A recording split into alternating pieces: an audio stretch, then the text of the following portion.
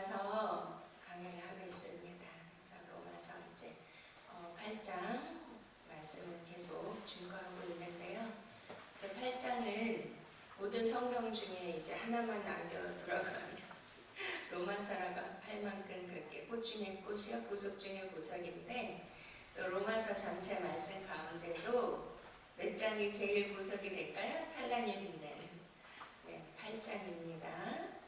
8은 또 부활의 수이기도 합니다. 할렐루야. 계속 바울은 예수 그리스도에 관한 말씀을 증거하고 있습니다. 사복음서가 예수 그리스도의 행적과 그분이 사역하신 모든 것들을 그러니까 실제 상황들을 팩트로 기록하는 것처럼 다큐처럼 기록을 했다라면, 이제 사도 바울 선생님은 영으로, 그러니까 그리스도를 이제 부활하신 이후에 만나셨잖아요. 그러니까 다른 사도들하고 다른 점이 뭐죠? 다른 사도들은 예수 그리스도가 하늘 보좌를 버리시고 이 땅에 육신으로 오셨을 때 그 육신, 그러니까 인간이잖아요. 인간 예수님. 참 너무나 놀라운 것 같아요. 지금 전 세계상 역사상 가장 깨는 사건이 있다면 무엇일까요? 바로 하늘에 계시고 하나님이신 영으로 계신 그분이 우리가 똑같은 인간의 모습으로 이 땅에 오셨다는 겁니다. 할렐루야. 저는 막 그 생각만 하면 너무나 막 떨리고 경이로워요. 우리가 그 시대에 막 예수님을 볼 수 있었다면. 근데 이제 우리가 곧 우리 육으로도 그분을 뵐 날이 곧 옵니다. 믿습니까? 기대가 되십니까? 저는 막 기대가 되고 흥분이 되거든요. 제가 제일 사모하고 바라고 보고 싶은 분이 우리 주 예수 그리스도 신랑이시니까요. 그런데 이제 예수 그리스도께서 십자가에 죽으시고 사흘 만에 부활하셨습니다.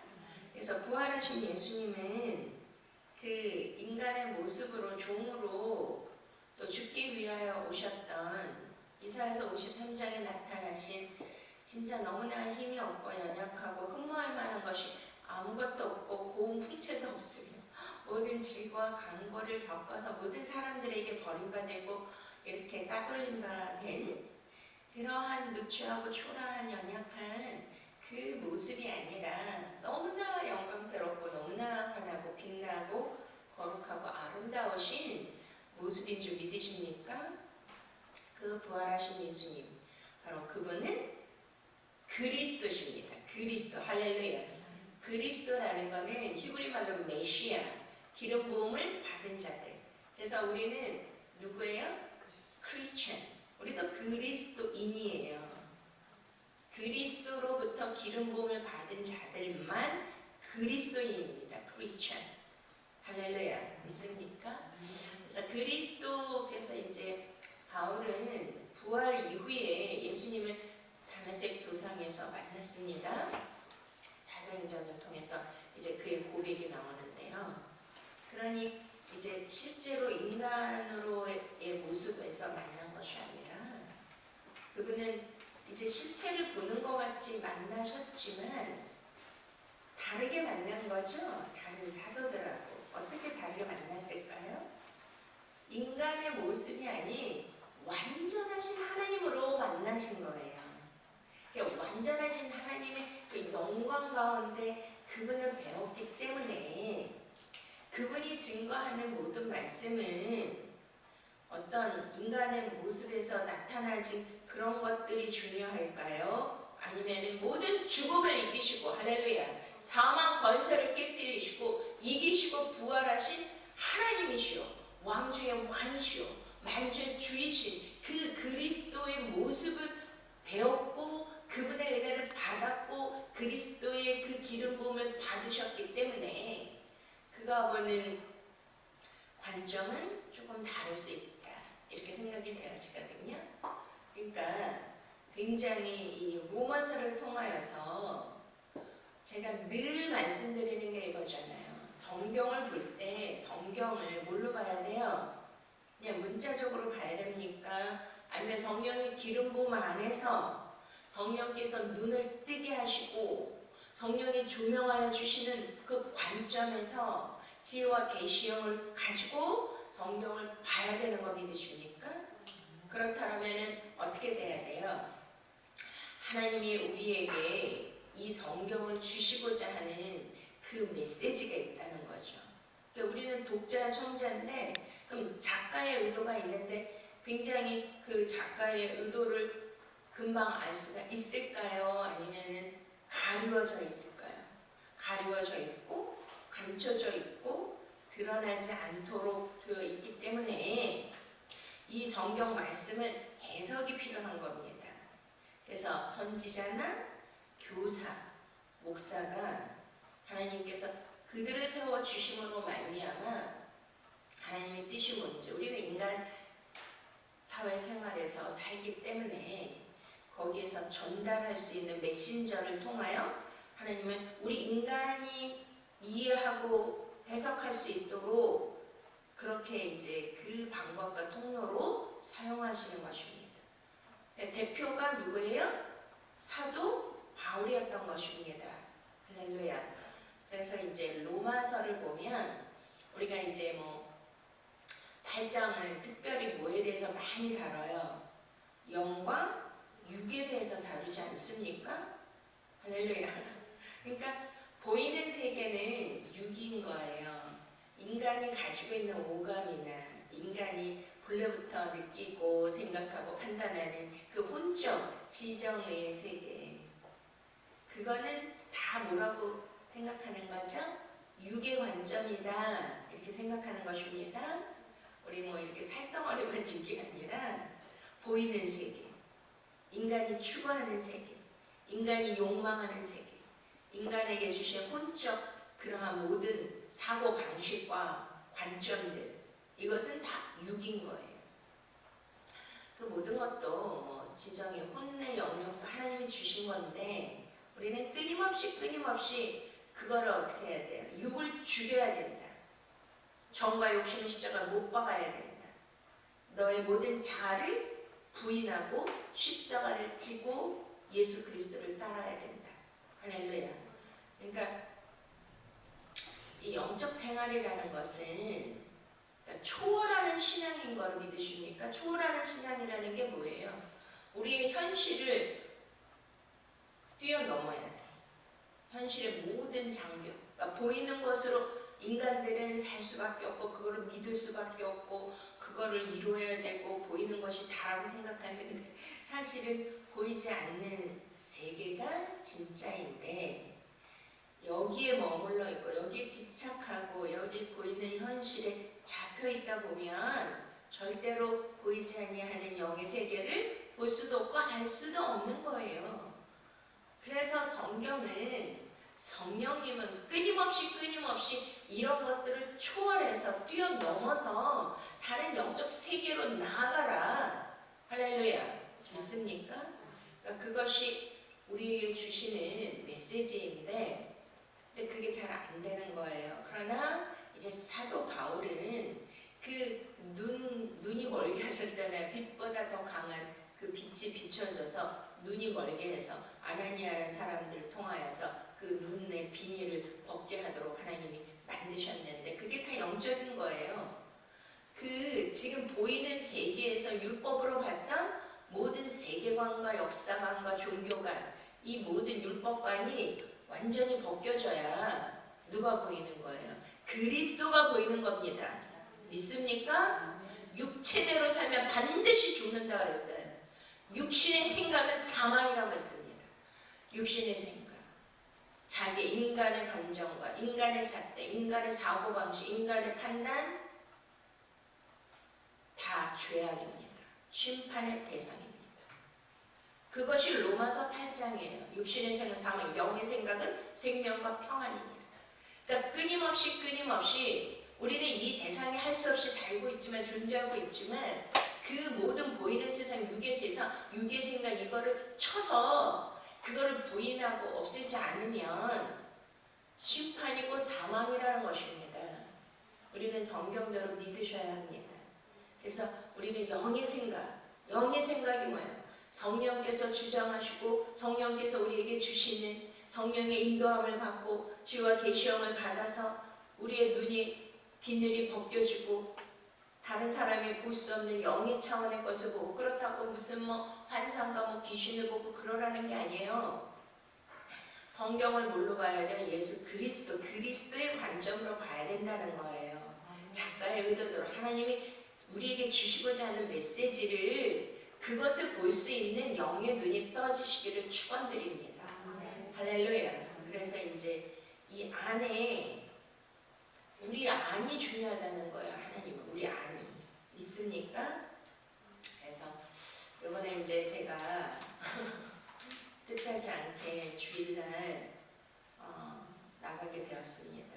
일단 다 아시니까 수요일날 우리 담임 목사님이 공지를 올리셔서 수요일 금요 예배가 없고 주일 예배도 1, 2부 담임 목사님이 하신다고 공지를 올리게 하셨습니다. 그리고 이제 저를 내보내셨습니다. 신학교 문도 닫게 하셨습니다. 제가 나간 게 아닙니다. 네, 그래서 이제 기도하는 가운데 그런 일들이 제가 평강도에 있을 때 여러 번 일어났던 거죠. 나가라면 나가야 되고 들어오라면 들어와야 되고. 네, 그러나 이제 하나님이 뜻하신 바가 있어서 또 오늘 하나님의 은혜 안에서 서게 되었습니다. 근데 이제 저는 아무 생각이 없습니다. 아무 계획도 없고. 저는 제가 뭘 하려고 하는 사람이 아닙니다. 하나님이 이끄시는 대로, 성령님이 앞서가시는 대로 그냥 순종하고 따라가는 중입니다. 여기 저와 같이 사역하시는 분, 증인들이 계십니다. 그런데 하나님이 다 예배해 놓으셨더라고요. 그래서 우리 이제 같이 가서 예배 드렸는데, 강화도에 저번에 신학교 교수님 이사님들하고 같이 갔던 수련회 갔던 곳인데요. 이제 그분이 어마어마한 분이에요. 어느 정도냐면, 그러니까 우리나라 초대, 그러니까 카톨릭이 먼저 들어왔잖아요. 그러니까 200년, 그러니까 개신교 선교사님 들어오시기 전에 벌써 100년 앞서서 카톨릭 선교사님이 들어오셨는데, 대원군 때 그 쇠문 정책으로 인하여 들어오시지도 못하고 다 순교당하셨어요. 근데 그날 들어봤더니 우리나라 순교자들이 120만이나 된다 그러시더라고요. 그래서 그때 순교하신 그 어머니, 그러니까 이제 그 천주교는 그런 무슨 성자 이런 성녀 이런 제도가 있잖아요. 근데 첫 번째 순교자 성녀의 8대 손이에요, 이분이. 그러니까 카톨릭 신자인데, 진짜 저는 간증을 너무 많아서 다 할 수가 없습니다. 일단은 제가 7년 전에 이제 제가 세미나를 해왔잖아요. 근데 그때 미국에서 자기 친구가 제가 이제 미국 가서 집회했는데, 거기 참여해서 은혜 받고 조희일 목사님 설교를 꼭 들어라, 조희일 목사님을 찾아가라, 천주교 신자인데, 그래가지고 그때부터 이제 몰래 다니셨대요. 자기는 카톨릭 신자인데, 우리 300년사 전체 몇백 명 모이는 수련회도 1박 2일로 오셨다 그러고, 왜냐면 자기가 카톨릭 신자 왔다 그러면 다 뭐라고 할까.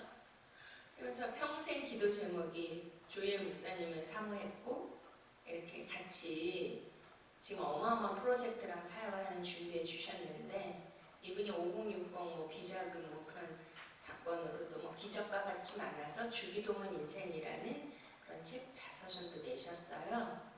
그래서 아무튼 재산이 굉장히 많고, 우리나라 최고의 유치원을 다 가지고 계시는 원장님이세요. 70이 넘으신 분인데, 원마리아 원장님이라고. 하나님이 초자연적으로 만나게 해주신 거예요. 그래서 이제 저희 목사님이 아프시고 퇴원하셨다고 하니까 저를 만나러 오신다고 한 거예요. 근데 하나님이 이제 거기를 가라고 하셔서 이제 급하게 간 거죠. 근데 하나님이 다 준비해 놓으셨어요. 그러니까 그렇게 가게 하신 것도 하나님의 계획이었다는 거죠. 그래서 그날 말씀 제목이 너는 강에서 일을 하니까 합력하여 선을 이루자. 할렐루야.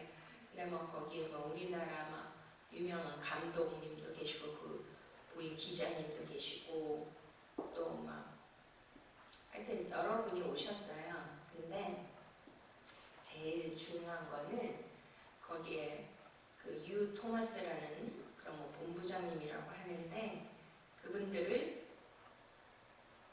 만나게 해주셨어요. 저는 거기에 누가 있는지도 전혀 모르고 뭐 아무 정보도 없고 그냥 무조건 그분이 오시라고 그러고 하나님 가라고 해서 갔는데 와 진짜 기적이 많이 일어났고요.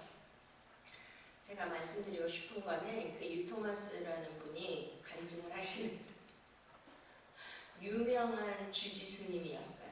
그 아버지도 유명한 주지스님이고 그 할아버지도. 근데 이제 이분이 천재래요. 그래가지고 뭐 팔만대장경, 법화경, 금강경 뭐 이런 거를 다 공부하고 뭐 주석, 사주 뭐 이런 거 이게 다 이제 그 동양 철학이거든요. 통계 그거를 다 외우실 정도로 그런 쪽에 굉장히 아주 박식한 그런 분이더라고요. 그리고 이제 어떤 일이 있었냐면 겨울에 많은 불도 신자들을 데리고 산에 가서 이제 막 그 왜 불도 법도를 설파하는 거잖아요. 우리 같이 이제 설교 그거를 다 하고 산기도를 했는데 남이야무탑을 관세음보살 그거를 해야 되는데 갑자기 할렐루야 아멘 근데 그게 나왔다는 거예요.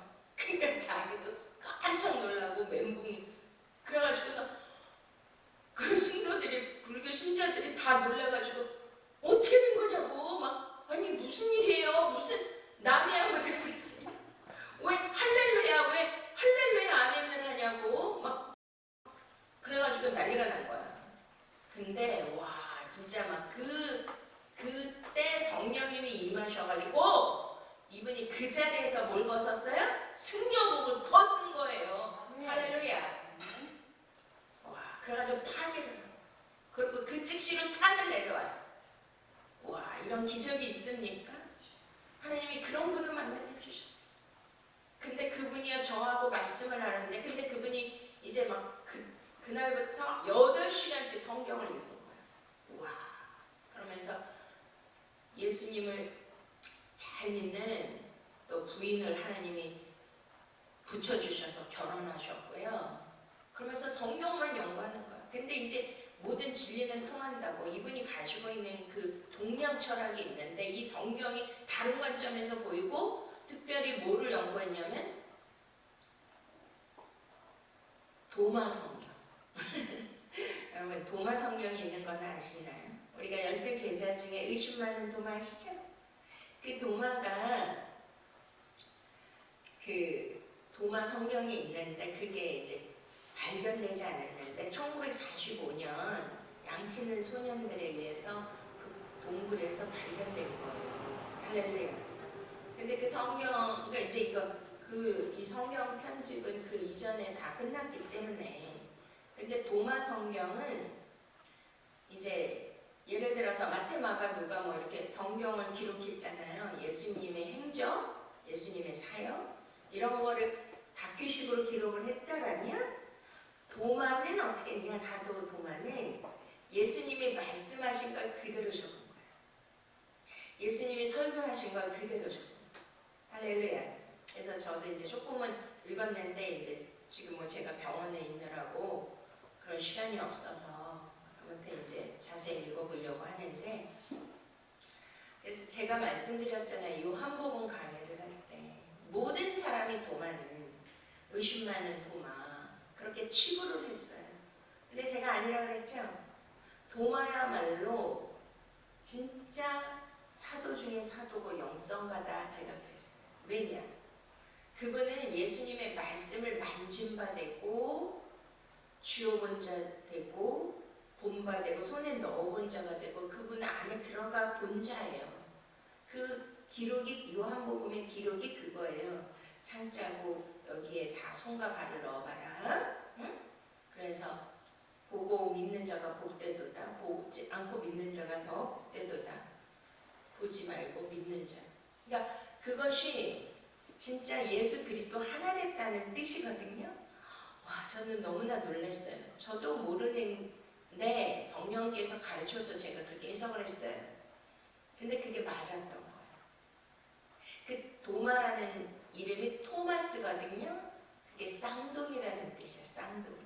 할렐루야. 그러니까 예수 그리스도, 그리스도와 쌍둥이인 거예요. 그리스도. 그러니까 영의 말씀. 그래서 이제 이분이 또 도마복음을 엄청 연구를 많이 했고요. 그래서 이제 만난 날, 첫날부터, 첫 마디부터 계속 성경 말씀을 주고받고 그런데 와, 저에게 주신 영적 맥락하고 거의 비슷한 거예요, 이분이. 그래서 이제 하나님이 당신은 사명자이고 메신저입니다. 그러니까 신학을 하셔야 됩니다. 그랬더니 막 이분이 막 그날부터 막 성령께서 막 이분을 지진하게 만들어가지고. 근데 드디어 어떻게 됐냐? 주의 신학 연구원에 입학하셨습니다. 할렐루야. 아멘. 와. 그러니까 이 모든 현재를 보내는 장차 우리에게 올 영광과 좋게 비교될 수 없다고 하셨잖아요. 그러니까 저는 말씀대로 살아야 돼. 그러니까 모든 그러한 내게 불이익이나 엄청난 고난이 온다 할지라도 그것을 제가 원망하지 않아요. 그냥 받아들이는 거예요. 응? 뭐 어떤 사람들은 왜 조혜 목사님 나가냐? 끝까지 버텨야지. 응? 뭐 나가라고 한다고 왜 나가냐? 그게 아니라 하나님이 하신 거예요. 믿습니까? 그러니 와, 천하보다도 귀한 그분이 앞으로 사역자가 되면은 어마어마한 영적 지혜와 계시형으로 또 말씀을 가르칠 사명자이기 때문에 그 불도 신자들 올라가서 기도하는데 끝에 할렐루야 아멘이 나오지 않았겠습니까? 이런 기적 같은 일이. 근데 그분을 주의 신학 연구원과 저에게 붙여주기 위하여 그 한 영혼을 위하여 하나님은 거기 강화도까지 저를 보내신 거예요. 할렐루야. 그래가지고 막 또 뭐 근데 여기서 하나님의 사랑과 끊을 수 없다 그랬잖아요. 근데 와, 하나님의 사랑이 평강교회와 담임 목사님과 끊을 수 없도록 그렇게 만드신 거예요. 믿습니까? 여기 주보에 그렇게 여기 저는 여기 붙여놓은 거 처음 봤는데 교육자 동정 조희대 목사님 사임하셨습니다. 이렇게 쓰셨더라고요. 근데 하나님의 사랑에서 끊을 수 없기 때문에 하나님이 또 이렇게 오게 하셨는데 저는 그렇습니다. 이미 다 준비하셨어요. 바깥에서 후원자도 있고 저를 돕겠다는 분들. 그리고 이제 화요일 날은 송호대학 총장님이 저를 초대해서 만나고 많은 분들 소개해주고 저를 돕겠다고. 몰라요. 저는 일면식도 없는 분들이 지금 어마어마하신 분들이 교계나 사회적으로 크게 일하시는 분들이 지금 저를 돕겠다고 후원하겠다고 그렇게 해요. 그게 하나님 뜻일 수도 있어요. 그러나 제가 오늘 또 그리스도의 사랑에서 높음이나 기쁨이나 다른 아무 피조물이라도 우리를 우리 주 그리스도 예수 안에 있는 하나님의 사랑에서 끊을 수 없으리라. 할렐루야. 믿습니까? 그러니까 이렇게 올 수밖에 없고 사임을 했다고 하는데 제가 여기 서 있을 수밖에 없는 거예요. 하나님이 하신 거예요. 할렐루야. 그러니까 선택은 저에게 있는데 저는 이미 거기서 예배 드리기로 또 많은 또 성도도 붙여주셨고 알지도 못하는 분들이 저를 섬기겠다고 했는데 저는 이러한 일들을 통하여 평강교회에서 하나님이 끊을 수 없는 그 사랑으로 나를 다시 부르셨구나. 할렐루야. 아멘. 그래서 제가 여기를 선택했습니다. 그거를 버리고 평강교회와 우리 성도님들을 잊을 수 없어서 그 좋은 조건이 있는데 그거 다 버리고, 여기 증인들이 있잖아요. 다 같이 갔잖아요. 버리고 다시 돌아왔습니다. 또 여기에서 또 나가라고 하면 저 나갑니다. 우리 담임 목사님이 갑자기 또 쓰러지셔가지고 제가 또 일주일 동안 옆에서, 지금도 집에도 못 가고 교회에서 기도하면서, 담임 목사님은 새벽부터 식사 챙겨드려야 되고, 약도 더 많아져서 이만큼 그거 다 챙겨드려야 되고, 씻겨드려야 되고, 보살펴드려야 되고, 쉴 시간을 간호해야 됩니다. 근데 하나님의 사랑이 높음이나 깊음이나 다른 아무 피조물이라도 우리를 우리 주 그리스도 예수 안에 있는 하나님의 사랑에서 끊을 수 없으리라. 저는 아내로서, 또 여기 평강교회 사모로서, 부목사로서 하나님이 아십니다. 누가 뭐라 그래요. 저는 말씀대로 안 살면 전 죽습니다. 저는 하나님이 두려운 사람입니다. 그리스도의 심판대 앞에 가서 선악간의 하나님 다 심판하십니다.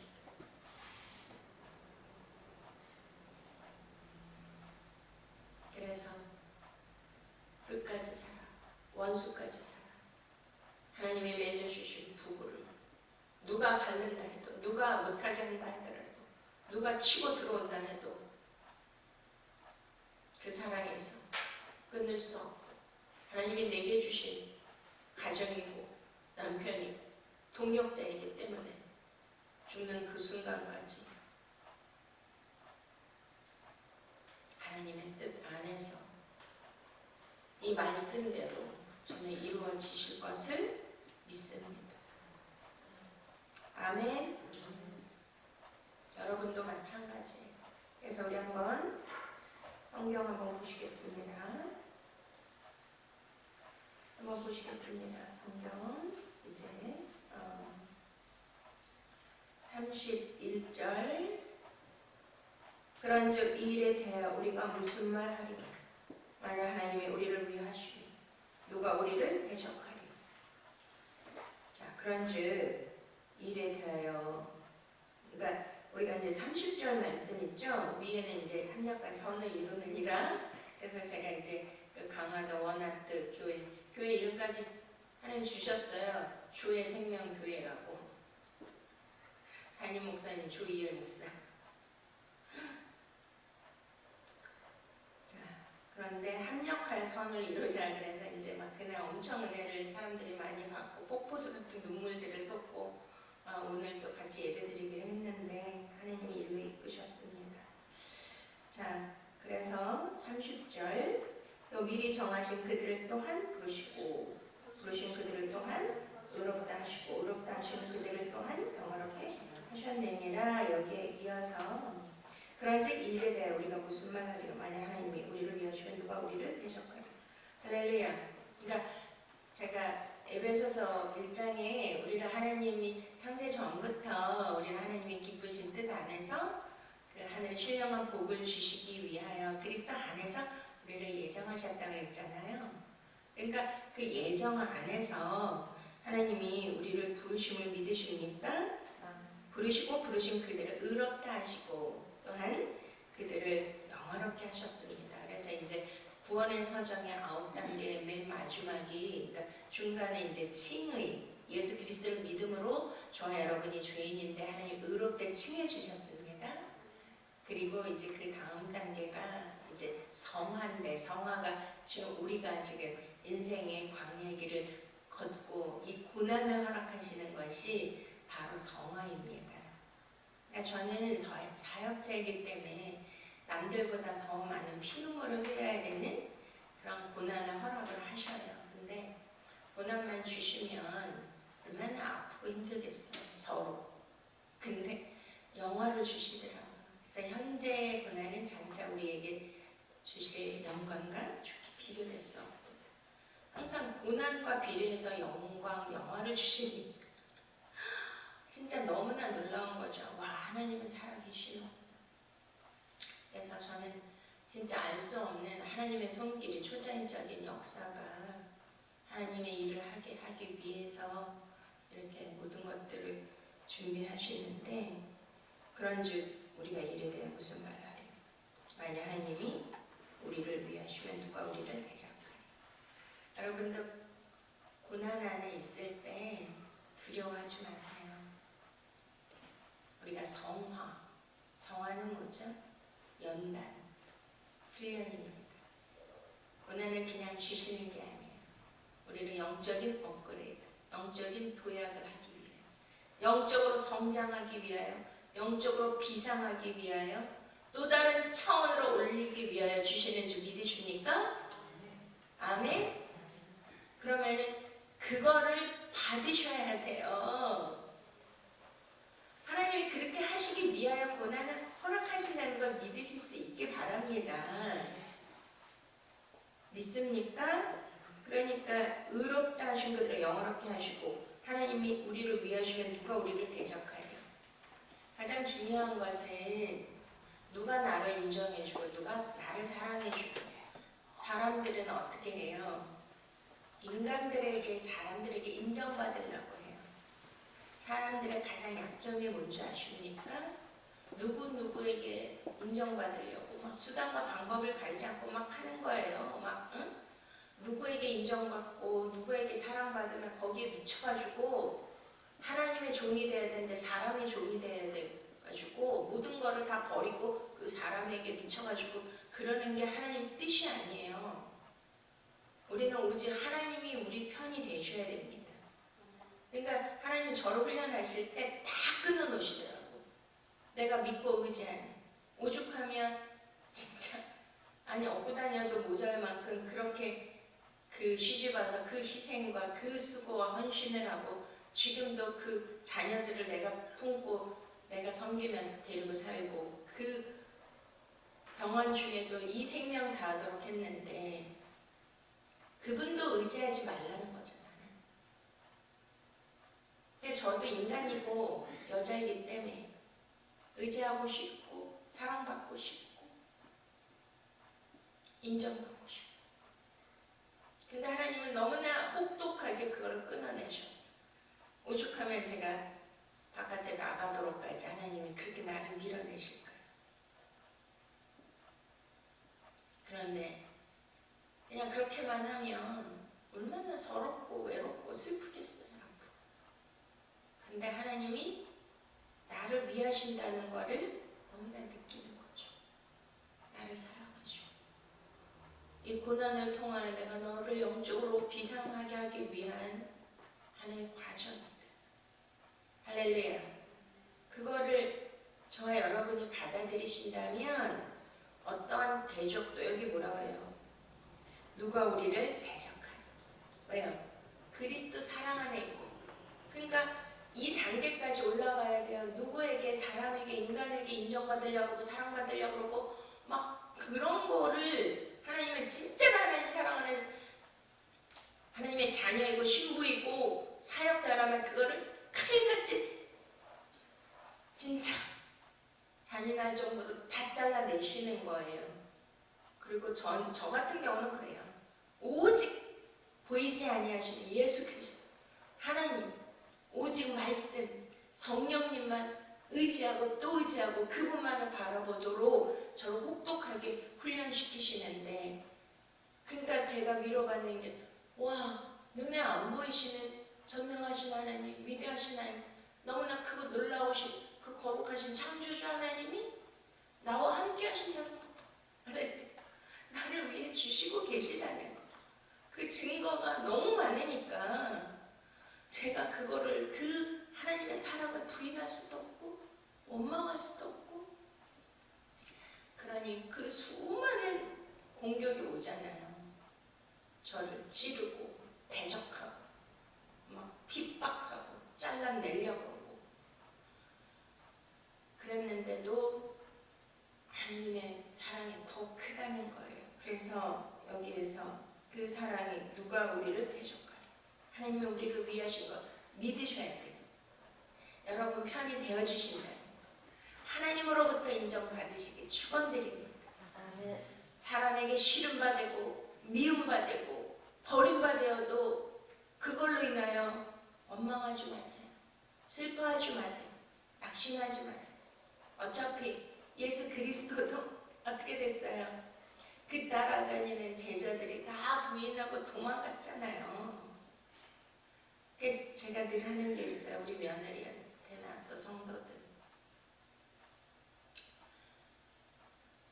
그러니까 우리 며느리는 저랑 같이 살고 그런 대화를 많이 해서 또 제 영적 아카데미도 듣고 해서 대화가 통합니다.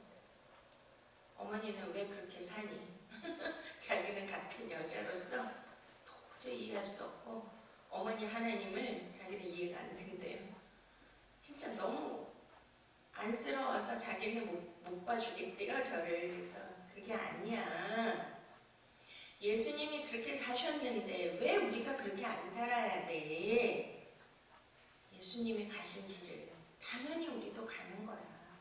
원수까지 사랑 그러면 사랑해야 되고, 오른밤을 팀면 왼밤까지 내줘야 되고, 겉옷을 달라고 그러면 속옷까지 내줘야 되는 거야. 그리고 끊임없이 하나님이 맺어주셨다면 끊임없이 나는 그분을 섬겨야 되고 사랑해야 되고 희생해야 되는 게 하나님의 뜻이고 주님이 그렇게 하셨으니까 그렇게 하는 것뿐이야. 여기 32절 자기 아들을 아끼지 아니하시고 우리 모든 사람을 위하여 내어주신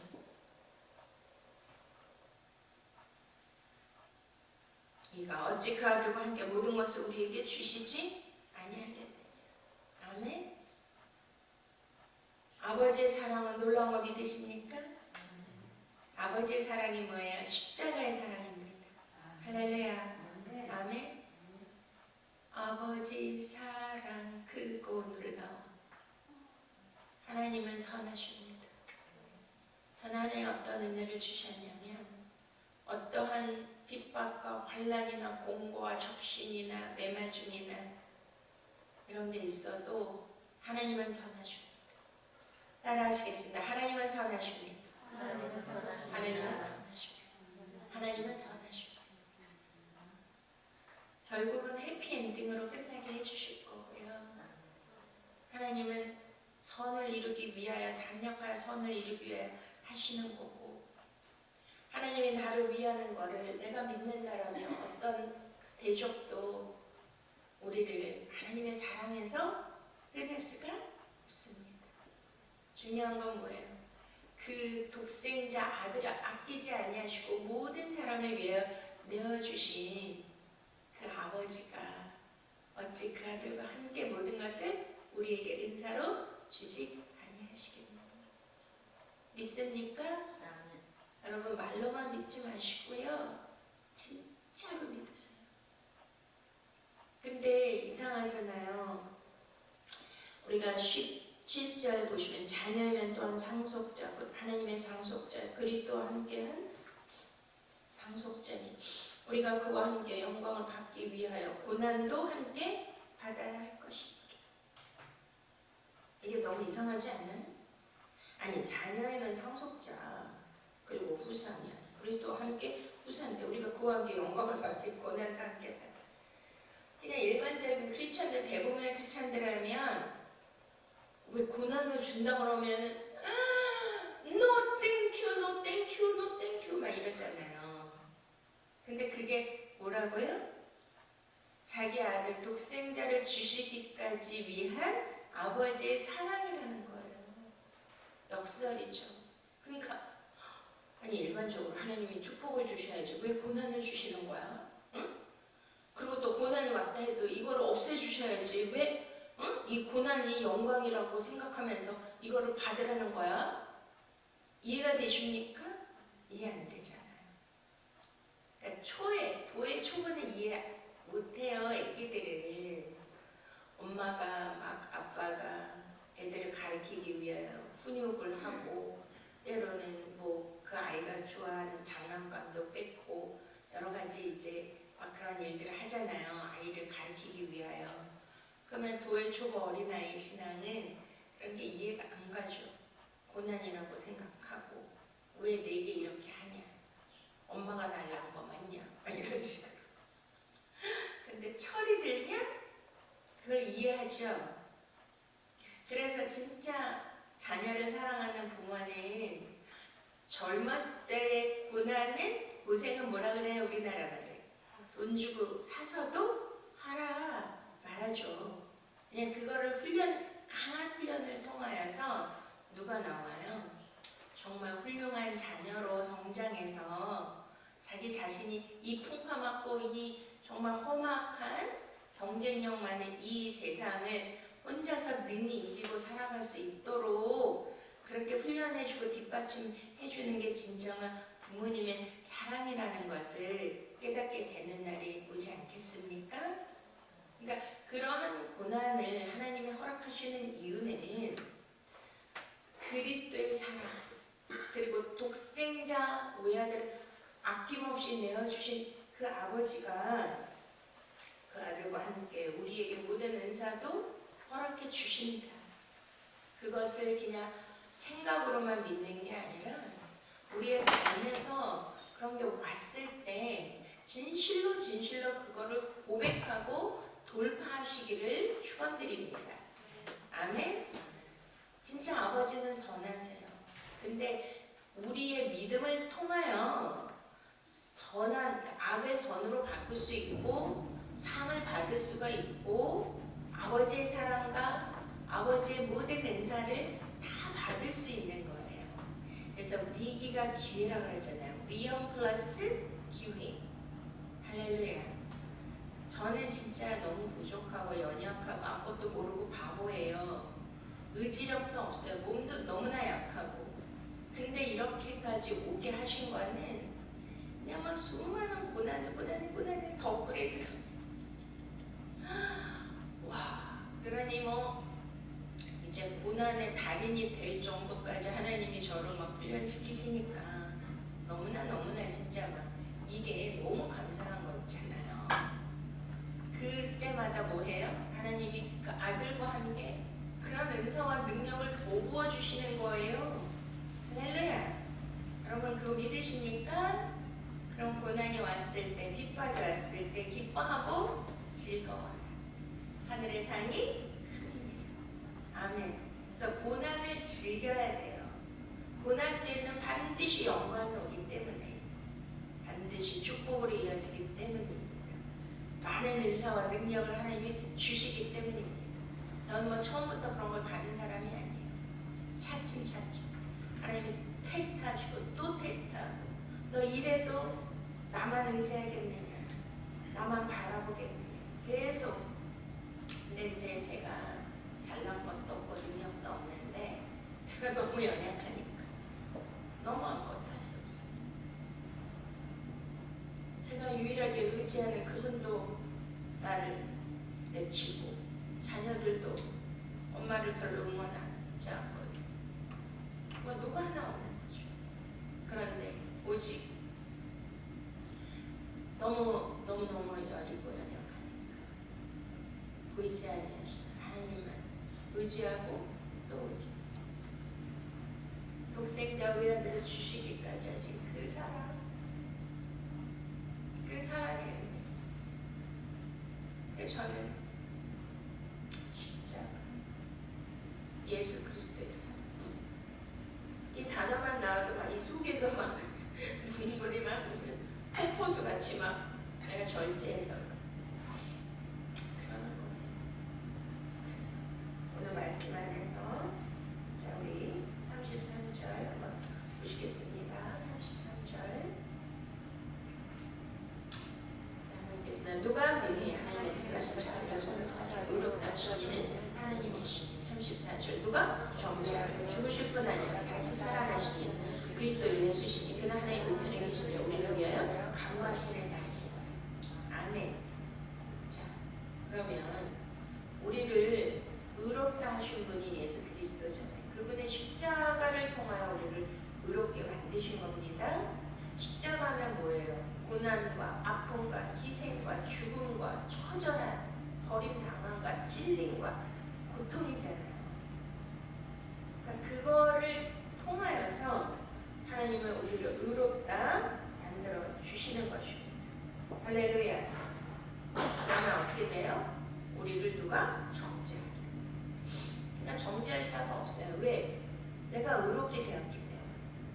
근데 그냥 무조건 뭐 예수님 믿습니다 뭐 그런다고 의롭게 되는 게 아니라 늘 말씀드렸듯이 말씀이 육신이 돼야 돼요. 십자가의 그 모든 고난의 그 모든 불같은 연단을 저와 여러분도 그거를 통과하셔야 돼요.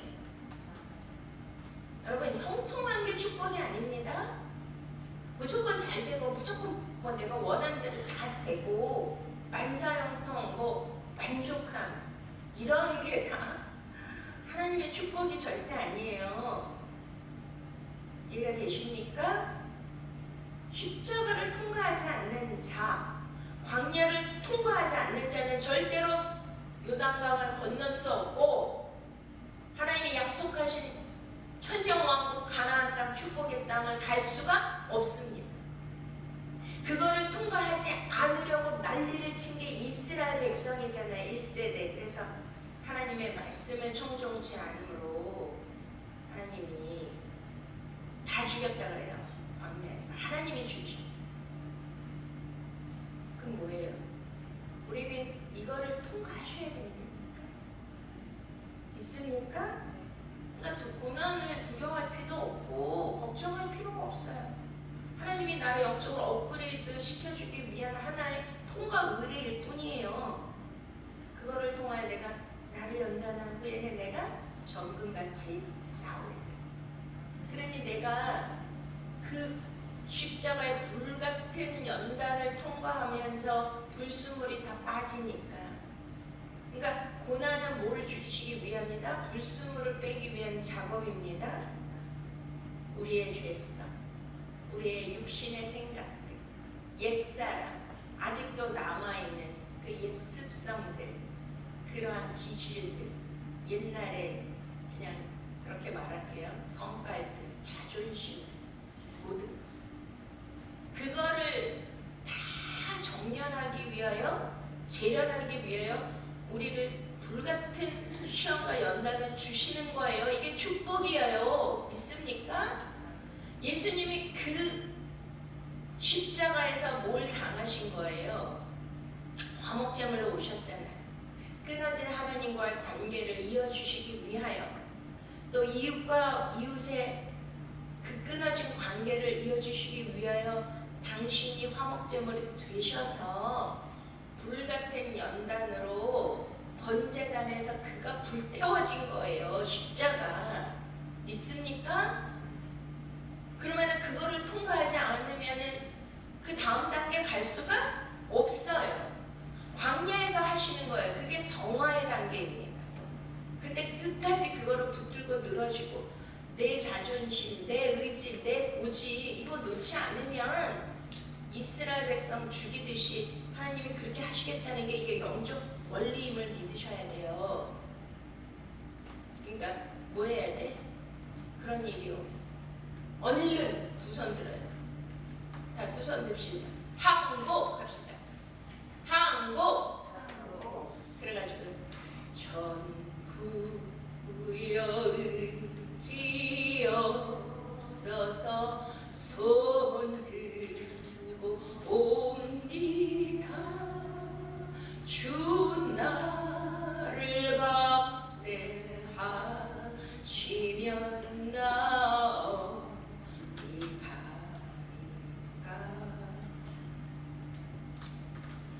하나님은 고난을 통하여 우리에게 맨날 아버지 승! 저는 아버지께 그래서 두 손 들고 기도하는 거예요. 뭐 주님을 찬양하고 경배하고 다 맞지만 제일 큰 뜻이 뭐예요? 하나님께 하나님은 오르시게 따라하시겠습니다. 하나님은 오르시게 하나님은 선하시게 아멘. 그러면 누구도 우리를 정죄할 수 없어요. 왜? 하나님의 소유가 됐으니까. 믿습니까? 근데 아직도 내가 있으면, 나라는 자아가 있으면 정죄받습니다. 이해가 되세요? 다시 살아나시니가 그리스도 예수신 그라 하나님 우편에 계신데 우리를 위하여 간구하시니 얼마나 위로가 돼요. 예수님이 왜 예수 그리스도께서 제자들이 그렇게 원하는데 33세의 그 청년의 나이에 왜 그렇게 빨리 가셔야 돼요? 그랬더니 주여 막 베드로가 그리하지 마옵소서 막 그랬더니 사탄아 내 뒤로 물러가라. 너는 나를 넘어지게 하는 자라. 그러니까 예수님의 육신은 어떻게 돼야 돼요? 불태워서 십자가의 고난을 통해야 우리에게 영광을 주실 수가 있는 겁니다. 새 생명을 주시고 부활을 주실 수가 있는 것입니다. 얼마나 감사해요. 저번에 말씀이 성령님이 우리 안에 계셔서 그분이 말할 수 없는 탄식으로 우리를 위하여 간구하시죠? 할렐루야. 아멘. 그러니까 사람을 의지하지 마세요. 사람을 의지하고 사람을 보고 그 사람에게 그냥 매달리면요, 하나님이 진짜 그를 구원하려면 다 끊어놔요. 근데 하나님 심판하려면 계속 붙여놔요. 사람 의지하지 맙시다. 우리 안에 계신 성령님을 주목하시기 바랍니다. 성령님이 우리 안에서 우리를 위해 친히 간구하시고 예수 그리스도께서 하나님 우편에서 우리를 위하여 지금도 간구하고 계십니다. 할렐루야. 저는 그거 너무 느끼고 살거든요. 저는 그러니까 이제 견인의 단계가 있어요. 성화 다음이 견인이에요. 우리가 견인의 단계까지 가시길 축원드립니다. 견인의 단계는 이제 물과 성령으로 거듭난 자는 하나님이 견인해 가세요. 그 뜻이 뭐냐면 내 의지로 내 생각대로 가는 게 아니라 내 의지는 없어지고 내 생각은 없어지고 그냥 하나님이 왜 견인체 하시잖아요. 그냥 끌고 가시는 거예요. 그런데 제가 뭐 아무리 죄를 짓고 싶고 나쁜 짓을 하고 싶고 막 인간의 감정대로 막 이렇게 하고 싶어도 아니 저도 인간이고 사람인데 저는 뭐 짓밟힘을 당하면 막 그거 당하고만 살아야 되는 거예요. 네? 뭐 쥐도 막다른 골목에 가면 뭐 찍하고 지렁이도 꿈틀한 데잖아요. 저도 그럴 수 있는 사람이죠. 그래야 되고 그냥 하나님은 끝까지 그런 거조차 못하게 하시더라. 견인해가 할렐루야. 내 의지와 내 못된 성격들을 꺾으셔가지고 그냥 그분이 주장하시는 거죠. 제 안에서 막 그게 너무나 감사하고 행복한 거죠. 믿습니까? 그리스도의 사랑에서 우리를 끊을 자가 없도록 하나님 우리를 견인해 가시는 거예요. 믿습니까? 자, 여기에서 35절 읽겠습니다. 우리를 그리스도의 사랑에서 끊으려 환난이나 공고나 박해나 기근을 주시며 위험하기. 자, 이제 그리스도의 사랑에서 끊는데 여기 나오는 단어들이 있어요. 이거 보세요. 자, 환난이라는 것은 예를 들어서 이제 마지막 때 성경은 마지막 때 뭐가 온다 그러죠? 대환란이 온다. 그래서 지금 우리는 요한계시록 시대에 살고 있습니다. 이 팬데믹이 끝나지 않고 뭐 뉴스 보니까 뭐 인도발 뭐 또 무슨 이상한 더 변이가 또 계속 나오더라고요 지금.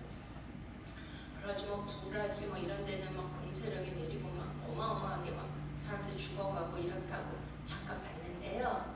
그러니까 자연 재난이나 그런 우리가 뜻하지 않는 환경으로부터 오는 그 무서운 제약, 그리고 예를 들어서 뭐 집안이 폭삭망했다든가 뭐 부도가 났다거나 뭐 누가 어떻게 됐다거나 그거는 내 안에서 일어나는 거예요? 내 바깥에서 일어나는 거예요? 바깥에서. 그게 뭐예요? 환난. 이해가 되십니까? 그러면 공고는 뭐예요? 공고는 어디서 일어나는 걸까요? 내 안에서. 내 안에 내가 당하는, 누구도 알지 못하는 내 안에서 당하는 아픔과 고난과 그런 상처와 쓰라림과 서로 외로움과 정서적으로 당하는 그러한 아픔 있죠? 이해가 되십니까? 그런 거예요. 그 다음에 핍박은 뭐 아시잖아요. 우리가 이제 그 고린도후서 한번 보시겠습니다. 사도 바울은 너무나 많은 고난을 당하셨죠? 핍박을 당하셨죠? 자, 고린도후서 11장 23절부터 읽겠습니다. 시작. 그들이 그리스도의 일꾼이냐? 같이 읽으세요. 시작. 자, 저희가 그리스도의 일꾼이냐? 정신없는 말하는 거냐? 나도 더욱 그러하다. 내가 수고를 넘치도록 하고 목에 갇히기도 하고 더 많이 하고 매도 수없이 맞고 여러 번 죽을 뻔하였으니 유대인들에게 40에 하나 감화매를 5번이나 맞았습니다.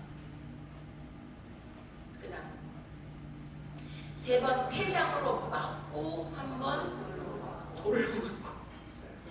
아, 나 읽을 수도 없네. 지금 너무 막 이게 읽는데 너무 힘든 거예요. 아니 어떻게 이런 끔찍해. 3번 파선하는데 일주일을 기품에서 지냈으며 이에 여러 번 여행의 강의 위험과 강도의 위험과 동족의 위험과 이방인의 위험과 신의 위험과 광야의 위험과 바다의 위험과 거짓 형제 중의 위험을 당하고 또 수고하고 애쓰고 여러 번 차지 못하고 줄이고 목마르고 여러 번 굶고 죽고 홀로서 이외에 이런 곳에 오히려 날마다 내 속에 들리는 일이 있으니 그 모든 교회를 위하여 염려하는 것입니다. 아멘? 와, 아니 진짜 여러분 그냥 아무렇지도 않게 읽어집니까? 아니 태어나서 하나님이 또 사랑하는 종이고 사역자고 사도고 특별한 소유인데 어떻게 이거는 무슨 당할 수 없는 그런 고난과 핍박을 당하는 거잖아요. 오직 예수 그리스도를 위하여. 할렐루야. 아멘? 왜 아멘을 안 하세요? 그래서 사도행전에 20장을 한번 보시면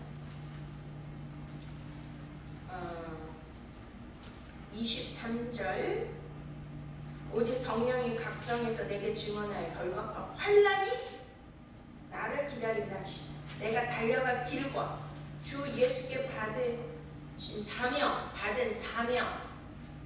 곧 하나님의 은혜의 복음을 증거하는 일을 마치려 할 때는 나의 생명을 조금도 귀한 것으로 여기지 아니하노라. 아멘. 우와, 여기 한번 박수 쳐주면 좋겠어. 하나님 사도 바울 하나님 누가 그러던데요? 우리 교회를 떠나는 것은 제 설교가 틀렸대요. 제 설교를 들을 수가 없대요. 그래서 자기는 떠나는 거래요. 그러면서 그 중에 하나가 막 설교 시간에 막 박수 치고 손 들고 무슨 저요 그리고 그래서 자기는 예배가 안 되기 때문에 떠나야 된다. 전 절대 나가란 말 한마디도 한 적 없습니다. 그냥 도와달라고 하는 얘기밖에 없습니다. 여기 증인분이죠. 그래서 떠나신 거예요. 오해하지 마세요. 하나님이 다 알고 계시니까 하나님이 증인이시고. 그리고 저에게 담임 목사님에게 설교를 배우세요. 조 목사님 막 그러셨습니다. 근데 저는 하나님께 영광을 돌리고 싶어요. 하나님께 박수 쳐드리고 싶어요. 하나님께 존재와 찬양과 영광을 박수를 들려드리고 싶습니다. 저요 손드는 거 항복. 제가 이렇게 고백합니다. 하나님 앞에 제가 할 수는 없을지는 모르지만 제 신앙의 표현으로 내가 이렇게 용서가 되기를 원합니다. 하나님 말씀대로 살기를 원합니다. 끝까지 주님 함께 동행하기를 원합니다. 그러시는 분 저요.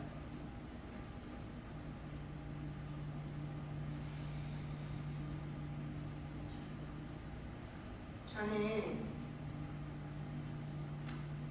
날마다 고백이 죽으면 죽으리. 저는 할 수 없어요. 할 수 있는 인간은 체력도 안 돼요. 저는 7달 반 만에 태어나서 아예 기력 자체가 없는 인간으로 태어났어요. 온몸에 성인병도 다 가지고 있어요. 제가 매일 밤을 새우면서 그걸 할 수 있을까요? 그리고 그 많은 사역을 제가 감당할 수 있을까요? 저로서는 못하잖아요. 사도 바울만큼은 못해도 하나님이 내게 주신 사명이라면 제가 맨날 설계하는 게 나를 제물로 드리고 죽으면 죽으리라. 돌파. 왜? 전할 수 없기 때문에. 제가 가장 존경하고 그렇게 죽기를 원하는 게 사도 바울과 같은 사명을 감당하고 죽기를 원하는 것입니다. 그러니 와, 그러한 핍박과 그런 환난이나 공고나 칼이냐 위험이냐 이런 거에서 하나님의 사랑에서 끊을 수 없다. 그런 일을 당하면 저 같으면 부인할 수 있을 것 같다. 예수님, 너무 고통이 심하네. 아이 뭐야, 지금 당장 나 살고 봐야지. 무슨 장차 당할 영광이 뭐야. 아이고 지금 내가 죽겠네. 저는 그럴 수 있는 사람이에요. 나의 달려갈 길과 주 예수께 받는 사명, 곧 하나님의 은혜 복음을 증거하는 일을 마치려 하는 나의 생명을 조금 더 귀한 것으로 여기지 아니하노라. 아멘. 저는 할 수 없지만 저는 기도합니다. 이 생명 다하여 마지막에 하나님은 선하시고 예수 그리스도는 만남이 원하시고 현재 주이십니다.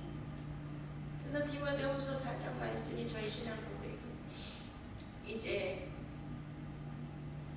죽기로 갈 날이 왔어. 내가 달려갈 길을 다 마치고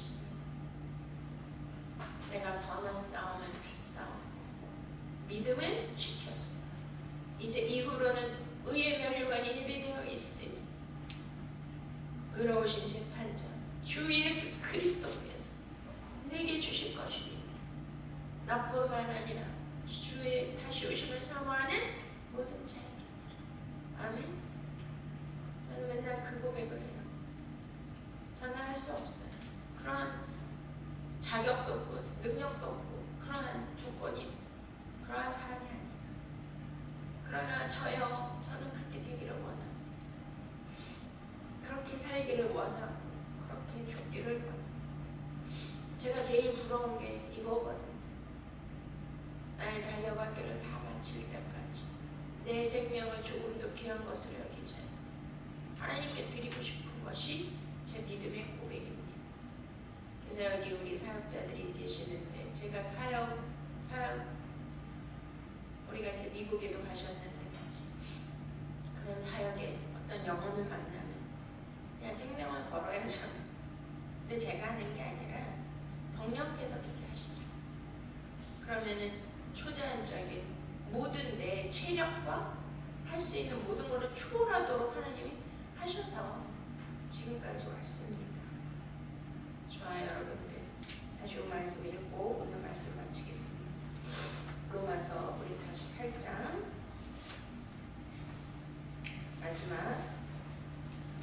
그러나 이 모든 일에 우리를 사랑하시는 이로 말미암아 우리가 넉넉히 이기게 되니 그 위에 우리가 종의 주를 위하여 죽임을 당하게 되며 도사를 양같이 얻음을 받았나이다 같으니라. 그렇잖아요. 사도 바울이 이런 경험을 하는 거예요. 이런 체험을 해서 치유된 말씀이에요. 믿으십니까? 그러니까 도사라는 그런 양같이 그렇게 여김을 바로 예수 그리스도께서 그렇게 하신 거예요. 그렇게 죽임을 당하게 되는 그런 수 없는 핍박과 박해와 죽음을 초월하는 그런 일들을 통해서 이제 그것도 본인이 한 게 아니다. 저도 제가 한 게 아니에요. 주님의 사랑이 강권하여 성령님의 능력이 함께 하심으로 모든 것을 넉넉히 이기게 됨을 믿으십니까? 아멘도 크게 못하세요. 아멘. 이기셔야죠. 이기는 자를 쓰시는 거예요. 7교회도 다 이기는 자만 쓰셔요. 이기지 못하면 다 버려. 하나님이 다 심판에 던지신다고요. 39절 다 같이 읽겠습니다. 내가 확신하노니 사망이나 생명이나 천사들이나 권세자들이나 현재 일어난 일이나 장래 일이나 능력이나 높음이나 기쁨이나 다른 아무 피조물이라도 우리는 우리 주 그리스도 예수 안에 있는 하나님의 사랑에서 끊을 수 없으리. 아멘. 할렐루야. 이 말씀이 우리 안에 있기 때문에 넉넉히 이길 수 있는 줄 믿으십니까? 이기셔야 돼요. 하나님의 사랑에서 절대로 그 어떤 것도 끊을 수 없음을 믿으셔야 돼요. 여러분의 인생은 하나님의 뜻대로 하나님의 원하시는 대로 해피엔딩으로 끝나실 것을 축원드립니다. 기도하시겠습니다. 할렐루야. 지금도 살아서 역사하신 하나님 아버지 감사와 찬양과 영광을 올려드립니다. 아버지 독생자 예수 그리스도 만왕의 왕 그분을 주시기까지 사랑하신 그 아버지가 무슨 은사를 우리에게 많이 주시겠습니까? 아버지 사망이나 생명이나 천사들이나 권세자들이나 현재 일이나 장래 일이나 능력이나 높음이나 기쁨이나 다른 어떤 피조물이라도 우리를 우리 주 예수 그리스도 예수 안에 있는 하나님의 사랑에서 끊을 수 없음을 믿습니다. 주님